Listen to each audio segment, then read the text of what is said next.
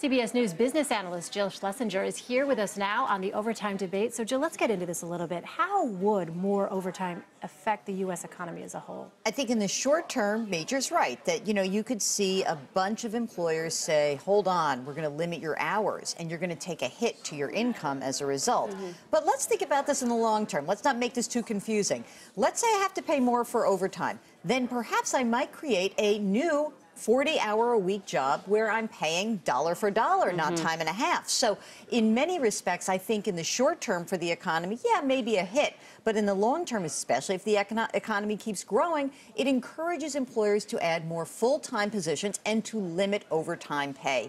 And I think that that's probably the move that most employers are going towards anyway. It's a much better way to control your fixed costs. But what about that concern that Major alluded to? That's going to be the pushback factor that businesses are going to say, oh my gosh, I can't afford to hire another worker. They are such wusses because, seriously, it's 5 million people, okay? And so that seems like a lot. But we have a labor force of 150 million. So I find it hard to believe that we're talking about this in a way that's like, oh, that's going to significantly impact my business. Yes, I don't want to sound cavalier. If you're a small business person, this could really affect you. But usually you hear the loudest squawks from the big businesses.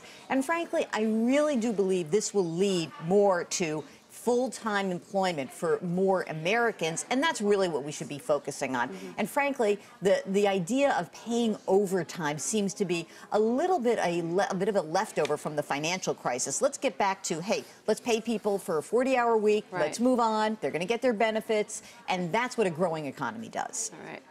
Jill Schlesinger, thanks a lot.